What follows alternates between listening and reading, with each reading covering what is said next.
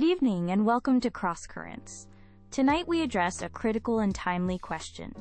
Should schools possess the authority to ban books from their libraries? This issue ignites fervent debate across communities, touching upon education, parental rights, and intellectual freedom. To explore this, we have Mr. Samuel Chen, a high school librarian advocating for broad access, and Ms. Eleanor Vance, a parent and school oversight committee member who supports judicious school authority.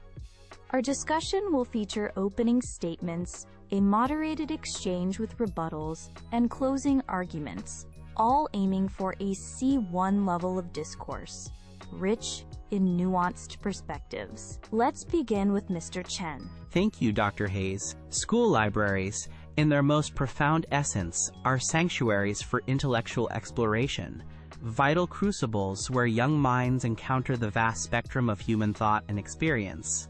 To grant schools broad authority to ban books is to fundamentally undermine the very purpose of education, which is not to shield students from ideas, but to equip them to engage critically and thoughtfully with a complex world. Unfettered access to a diverse array of literature is not merely a peripheral benefit. It is intrinsically linked to adolescent development, fostering empathy, broadening perspectives, and cultivating a nuanced understanding of different cultures and viewpoints. When students read widely, they step into others' shoes, they grapple with moral ambiguities, and they learn to articulate their own positions with greater clarity and conviction. Librarians, as trained professionals, meticulously curate collections to be diverse, inclusive, and age-appropriate, a process grounded in pedagogical principles and a commitment to intellectual freedom. This is selection, not censorship. The act of banning, conversely, often carries the insidious scent of suppressing inconvenient truths or challenging narratives, particularly those emanating from marginalized voices or addressing contentious societal themes that, while perhaps uncomfortable, are crucial for students to understand. History is replete with examples where book bans were wielded as tools of oppression, silencing dissent and narrowing the scope of acceptable discourse. Furthermore, the development of robust critical thinking skills necessitates exposure to a multiplicity of ideas, even those that conflict with prevailing norms or personal beliefs. It is through grappling with challenging material under the guidance of educators that students learn to analyze arguments, discern bias, and construct their own informed opinions, rather than passively accepting a sanitized and circumscribed version of reality. This is the bedrock of a C1 level intellectual engagement we should foster. Dr. Hayes, thank you. While I appreciate Mr. Chen's eloquent defense of intellectual exploration, we must ground this discussion in the practical realities and responsibilities that schools bear. Schools have an undeniable, superordinate duty of care towards their students, and this responsibility inherently includes ensuring that the learning environment, including the library, is safe, supportive, and conducive to healthy development. Consequently, there are instances where certain materials, due to their explicit nature, gratuitous violence, or developmentally inappropriate themes, may be genuinely harmful or distressing for specific age groups, necessitating judicious oversight and, at times, restriction. The concept of age appropriateness is not a veiled attempt at censorship, but a recognition of developmental psychology.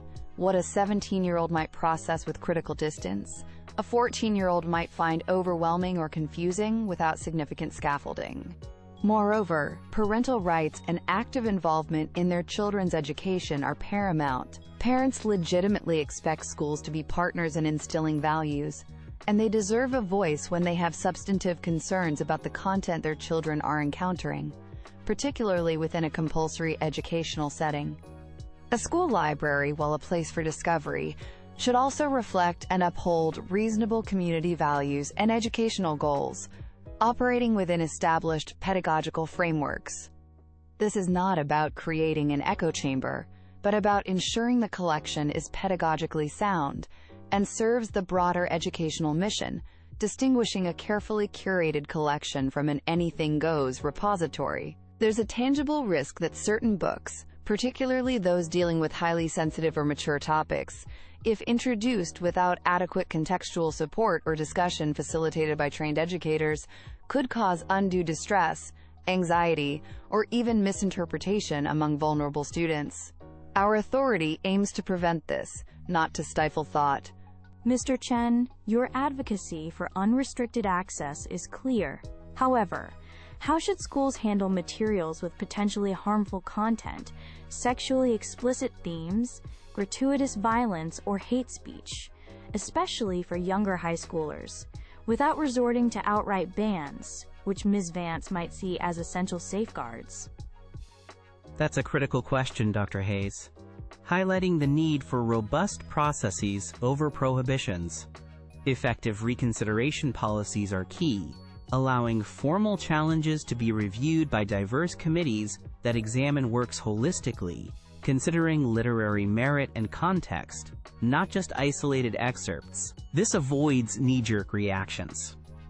Simultaneously, comprehensive media literacy education is vital, empowering students to critically analyze and engage with complex or controversial content, rather than being passively exposed or entirely shielded. We must distinguish between material that provokes critical thought, which is educationally valuable, and that which is genuinely harmful or hateful.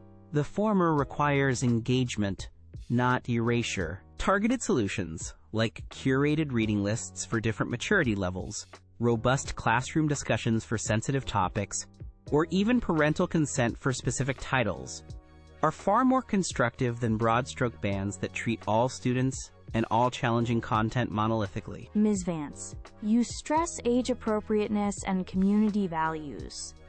But who defines, quote, appropriate?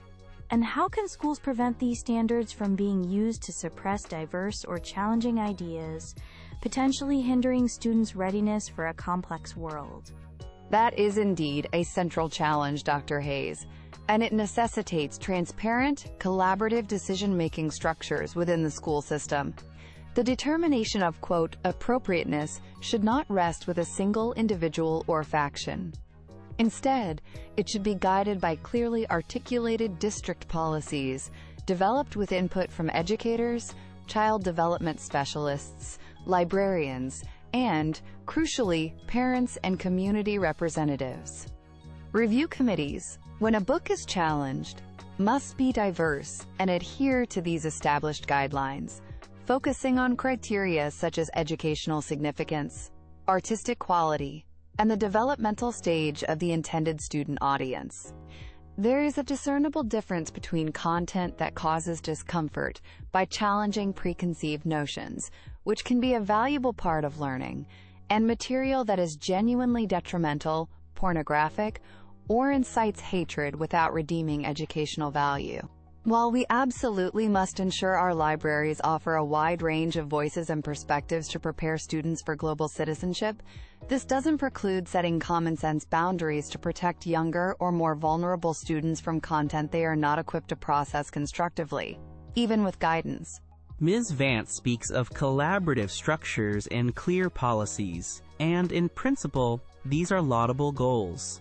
However, the practical application often reveals significant pitfalls. The notion of, quote, community values, for instance, can be notoriously subjective and at times wielded by vocal minorities to impose their specific worldview on the entire student body, effectively silencing dissenting or less popular perspectives. This is where the slippery slope argument becomes genuinely pertinent. Once we concede the authority to remove books based on discomfort or disagreement with their themes, where does that authority logically terminate? Furthermore, the assertion that exposure to difficult or controversial topics is inherently harmful, or that students are incapable of processing them even with guidance, underestimates both our students' resilience and our educators' capabilities. These encounters, when facilitated thoughtfully, are not detriments but invaluable opportunities for guided discussion, critical analysis, and the development of sophisticated ethical reasoning.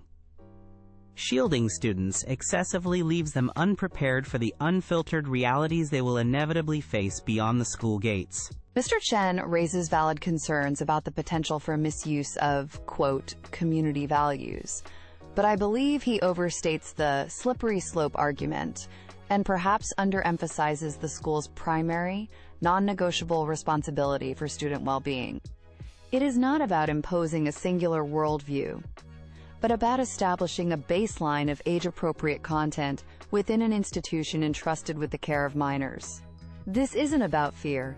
It's about responsible stewardship. While ideally every controversial book could be perfectly contextualized for every student by a skilled educator, the practical realities of classroom sizes, diverse student sensitivities, and resource limitations make this an untenable expectation for every single item in a library collection. Some materials are so pervasively mature or potentially damaging that their presence in a school library, readily accessible without direct mediation, constitutes an abdication of the school's duty of care. Ultimately, parental guidance is paramount in navigating complex or sensitive topics with their children. Schools should support and complement this role, not usurp it by insisting on universal access to all materials, regardless of profound parental objections based on developmental concerns.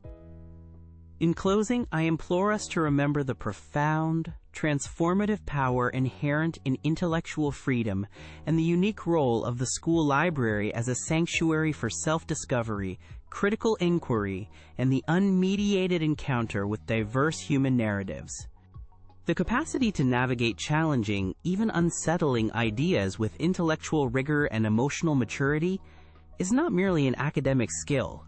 It is a cornerstone of a C1 level education, indispensable for meaningful participation in higher education, responsible citizenship, and a nuanced engagement with our increasingly complex global society. To allow fear, or the desire for a sanitized conformity, to dictate what knowledge our students can access, is to enact a chilling effect on intellectual curiosity and critical thought. It sends a detrimental message that certain questions are too dangerous to ask, certain perspectives too uncomfortable to explore. This path leads not to safety, but to a narrowed intellectual horizon and a diminished capacity for independent judgment. We must resist the allure of simplistic solutions like book bans, which ultimately disempower students and undermine the very educational mission we claim to uphold. Let us instead place our trust in the burgeoning capacity of our students to think critically, in the professionalism and dedication of our educators and librarians to guide them, and in the enduring power of literature to illuminate the human condition in all its multifaceted complexity. The library must remain a space of possibility, not prescription. As we conclude this vital discussion, I wish to reiterate that the school's fundamental, overarching responsibility is to provide a safe, nurturing, and developmentally appropriate learning environment for every child entrusted to its care. This duty of care necessarily extends to the materials available in its libraries. Thoughtful, selective curation of a library collection, undertaken with an acute awareness of the diverse developmental stages and sensitivities of students, is not synonymous with pernicious censorship. Rather, it is an act of responsible stewardship. It is about ensuring that the intellectual nourishment offered is suitable for consumption, that it edifies rather than potentially harms. We are not advocating for intellectual sterility, but for a judicious balance. A balanced approach is imperative, one that respects and encourages intellectual inquiry and exposure to diverse viewpoints, while simultaneously acknowledging the legitimacy of parental concerns and the scientifically established realities of child and adolescent development. Therefore, the path forward involves establishing and adhering to clear, transparent, and collaboratively developed policies for library collections, policies that meaningfully involve educators, librarians, parents, and, where appropriate, students themselves in the decision-making process. This ensures that school libraries remain vibrant centers of learning that are also safe harbors, reflecting both our aspirations for our students' intellectual growth and our commitment to their overall well-being. It's about protection and preparation, thoughtfully intertwined. Mr. Chen, Ms. Vance, thank you for this exceptionally insightful and articulate debate, masterfully illuminating the issue's profound complexities. We've explored arguments for intellectual freedom and critical thought against the imperatives of student well-being and age-appropriate curation, a truly challenging dichotomy. Key tensions involve defining, quote, appropriateness, decision-making mechanisms, and balancing global preparedness with protecting students during formative years. We trust this discussion has provided substantial food for thought. Thank you for joining Crosscurrents.